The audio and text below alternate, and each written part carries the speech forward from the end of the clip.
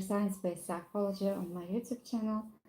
And this month we've been mainly discussing about anxiety and some strategies using acceptance commitment therapy and social focused brief therapy to support high achievers, athletes, executives, teachers, or anyone who is working under stress, who would like to succeed despite experiencing stress or anxiety or uncomfortable feelings. And today we will be reviewing which strategies we have learned so far and how to maintain and use these strategies over time and what can be done if we want to use them and to implement them in our lives.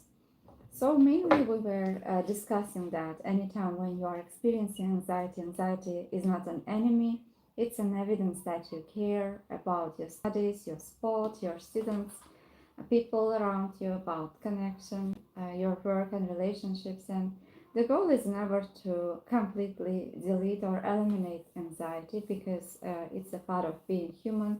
And it's our goal was to be able to change relationship with anxiety and to stop seeing it as an enemy and to start working with it and taking steps even in the presence of uncomfortable feelings, experiencing stress, chaos, uncertainty, health problems, and you want to be in the face of these problems or challenges, and how do you want to respond to these challenges and feelings, uncomfortable thoughts, and how you can achieve this. We've been also sharing a lot of strategies to help you to understand which resources you have, which skills, which strengths you have that you can use if you want to achieve your goals and to take steps towards the version of you that you want to become. And one of important strategies that you can implement is psychological flexibility, ability to contact the present moment, to fully focus and to become aware of your feelings and thoughts, and to intentionally shift your attention towards what you want to do, what do you want to be, and also thinking about what's important for you and understanding what matters for you, understanding your values, and slowly taking action in the direction of what matters for you, even in the presence of uncomfortable feelings and thoughts. And it's not a destination. When we are setting goals, for instance, if you are constantly experiencing anxiety, what you would like to experience instead, which version of you would like to see instead, who do you want to be in the middle of these challenges and chaos, and destination, like aligning your goals with what matters is important, because if you set a goal such as to get a promotion in your career, maybe you would achieve this goal, but maybe you would feel empty or you will not feel as happy as you expected. And that's why we've been also discussing about understanding who do you want to be while achieving this goal, why is it important for you, and uh, aligning your goals with your values, because when you choose what matters for you, maybe even if you cannot completely achieve the goal, you will still feel fulfilled, and uh, the people who are able to understand what's important for them and tie to their goals with these values are less burnout and able to overcome setbacks and challenges easier. For instance, if you are valuing contribution or kindness, if you want to be a kind version of you, contributing version of you, or uh, someone who constantly learns, you can always go in that direction, but like this is endless. You can learn until the end of your life, and each time when you will face any challenges, you can remind yourself uh, about which version of you would like to see and take intentional steps in the presence of these challenges. And It's important to use it repeatedly and becoming aware of your feelings and thoughts and repeatedly choosing what's important for you at that point is a key towards progress and success. And imagine, for instance, that you are walking through a beautiful forest and slowly a thick fog begins to roll in. And maybe the fog represents anxiety or any challenges you might be having, uncomfortable thoughts and feelings, and suddenly you can't see very far ahead because your mind immediately begins creating stories and thinking about the worst case scenarios. Maybe you think, what if I'm lost? What if I choose the wrong path? What if something bad happens or things don't go as planned? And many people respond by standing completely still, and they tell themselves, I'll move once the fog disappears, I will move when I will feel ready, when I will not feel scared, when I will not feel anxious. But what if the fog stays for a while? And would your life remain on pause? And stepping back and realizing and asking yourself, how do you want to respond to this fog? How do you want to make use of this time when your life gets foggy, or maybe there are challenges and uncomfortable feelings or thoughts start to show up? And now imagine that before entering the forest, someone handed you a compass. And compass doesn't remove the fog, but it doesn't improve the weather. However, it doesn't promise that the walk will be easy, but it can offer you a direction. And anytime when the weather will get foggy, you can take this compass and think about your direction and take smaller steps towards the side that you want to go. And eventually, instead of feeling stuck and staying in the same place, you will find that you are slowly making progress.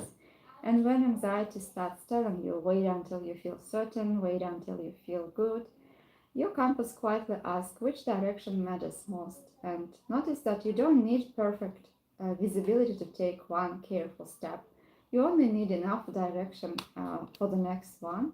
And sometimes we spend too much time overthinking, thinking about worst things, and we are placing our energy and attention towards things that might go wrong while we are forgetting about what matters for us in that moment. And slowly shifting your attention towards who do you want to be, how you want to respond during these moments, would help you to free from these uncomfortable feelings and thoughts, and teach you to take steps even in the presence of chaos, uncertainty, or anxiety or fog. And the goal is never to completely delete the fog. The goal is learning how to keep orienting yourself towards what matters even while the fog is present. And something interesting often happens, that as you continue walking, not because the fog has disappeared, but because your compass keeps guiding you, you begin discovering something unexpected, that you were capable of moving long before certainty has arrived. And what are your most important exceptional moments, times when you performed well even when the stress was present, when anxiety was present? How did you manage stress effectively? How did you connect it genuinely despite social fear, for instance? What helped you to achieve this? Which mindset was there? What did you notice just before being able to succeed? Which environments helped you to connect, and which resources did you use during those times? And what are your existing strengths in managing performance pressure as revealed by the scaling questions? And what does your scale currently say, and what's already keeping you from being lower? These questions might help you to realize about what's already happening that you don't notice, and which strengths you have that you can use and that you have forgot. What's your most important performance terrain? Try to choose what's your complete pre-performance routine. What are some physical, mental values, process focus, and what's in your in-performance anchor? the process cue or value statement you return to when anxiety spikes. So thinking about it in advance and making plans can help to decrease decision fatigue and can help you to take steps even when you don't feel ready or when there are these uncomfortable thoughts. And how do you recover generally? What helps you to relax physically, emotionally, mentally? Which routines, which activities, which people help you to feel relieved? What are your non-negotiable recovery practices? Maybe you enjoy walking, listening to music, or playing music, or traveling, and where are the significant gaps in your current recovery? What you would like to do differently, and how it might impact your routines, your performance, and who are the people who can genuinely reach out to during significant difficulty? Is that network strong enough? Where does it need building, and who do you support? Maybe sustainable high performance includes genuine contribution to others, not just personal achievement. And also, according to research, people who were able to contribute to others, to express kindness, to support others, were found to be happier and having stronger mental health and having less mental health challenges. And population specific tools that we have discussed regarding the students, we have talked about expressive writing before exams. Anytime when you are about to enter the exam, writing down your thoughts, worries, and emotions was found to significantly help you to focus and to regulate your emotions and helping to allow higher attention to be directed towards the exam itself. And the goal is not to completely delete anxiety or uncomfortable feelings, but to accept it and make space for focused performance. And the next one is retrieval practice. Instead of repeatedly rereading notes, regularly practicing recalling information from memory or using quizzes, we have discussed that trying to explain what you have learned to someone or trying to share it with someone was found to be more useful in terms of learning. And spacing retrieval sessions over time is generally more effective than cramming. And exception studies, reflecting on times when studying went better than expected and asking yourself what was different about these days, what was I doing that helped, which environment helped me, what did I do in order to succeed, and which qualities were present there when you were able to focus, to succeed, to study well. And identifying exceptions helps uncover existing strengths, effective habits, and conditions that can be intentionally repeated. And with remembering why presentation mattered, for instance, you may value learning, sharing knowledge, helping others, or professional growth. So, anytime when you notice that your mind starts to generate problems or challenges, you can intentionally redirect your attention towards your values and why you are trying to speak, what you are trying to communicate, and asking yourself how I explain this so that the person in front of me will understand it better and may use this information in their daily life. And this would help your values to guide your actions instead of waiting for anxiety to disappear or letting anxiety or fears to hold you back. Reminding yourself about why you are trying to achieve this goal, why you are trying to speak, can help to calm down and to focus on your work, on your study, or on your speech. And social belonging committed action. Anxiety can lead students to withdraw from others. Maybe you want to isolate, to stay alone, and there can be increasing feelings of isolation. And choosing one small values-based intentional action that strengthens your sense of belonging, such as introducing yourself to a classmate or asking a question during the class, even if you don't feel comfortable, and reminding yourself about why you are doing it. Maybe because you want to learn, maybe because you want to support others.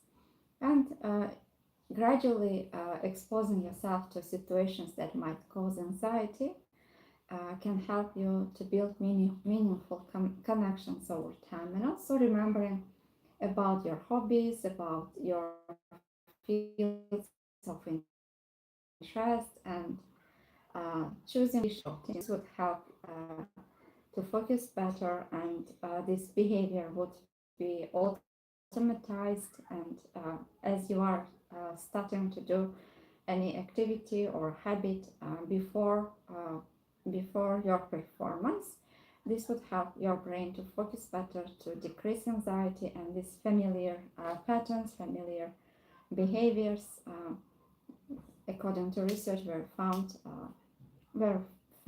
to help the performance to perform better. And process focus cues, simply reminding to focus on actions that you can control. For instance, if you are too focused on possible flaws or what might go wrong, uh, intentionally redirecting your attention towards what you are doing exactly at this moment and what you can do, and thinking about factors that you can control, regulate your emotions. What did you do well? What helped you to succeed?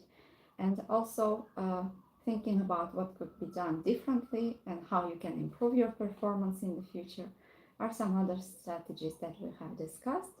And setback learning questions, when there are setbacks, instead of blaming yourself, asking yourself how I can improve this, what did I learn from it, which skills do I need to develop, are some other strategies that can be implemented. And injury value statement, if you had an injury or if you have a setback, again asking yourself why this matters, how do you want to spend this time while you are recovering, and which qualities do you want to see more often? Is it perseverance, patience, teamwork to guide you during injury recovery? Are some factors that you can consider during the recovery period. And also thinking who do you want to be, noticing some thoughts that you might have about your identity, and also instead of seeing these setbacks as problems, seeing them as opportunity to grow, to develop yourself, and to become stronger are another strategies that might help you to change your perspective. And for the teachers, there are some strategies that are called classroom pause protocol, a planned way to briefly pause during class to regain focus and respond calmly before continuing. An exception lesson review, looking at lessons that went especially well to identify what made them successful and repeat those strategies. And for the executives, we have discussed about decision batching. It's the practice of making similar decisions during a dedicated time instead of dealing with them one by one through the day. For instance, you can decide to check your emails at a certain time and dedicate a certain time to review your emails or to answer your messages. And if you are constantly trying to reply all the messages during the day, or constantly trying to answer the emails, this would make it difficult for you. Milana, ben konuşuyorum lütfen. This would make it difficult for you because your focus will be distracted, and it's more difficult to return to what you were trying to explain because your focus will be distracted. So, and setting a certain time and trying to do certain similar tasks at a certain time would help to decrease decision fatigue and help you to focus better on your work, and also would help you to use your time and energy more effectively. And avoiding making non-urgent decisions outside the scheduled time, unless they are truly time sensitive, is important. And using consistent criteria for each decision to stay objective and efficient, and not making any decisions while you are hungry, while you are overwhelmed, tired, or you are lacking the main factors that would improve your mental health is also important. And so we have discussed so far about main strategies that can be used to support high achievers, athletes, students, teachers, or anyone who is working under high stress and they are trying to manage different roles and trying to succeed despite anxiety and uncomfortable feelings and difficulties, uncertainty, and setbacks, injuries that might arise. I hope that these sessions were helpful for you. In July, we will continue to share science about neuroscience, about different approaches, and I'm open for your questions. If you have any questions that you would like to be answered, or you have any topics that you are interested in, I would be glad to support you further. Thank you for coming. Thank you for your time.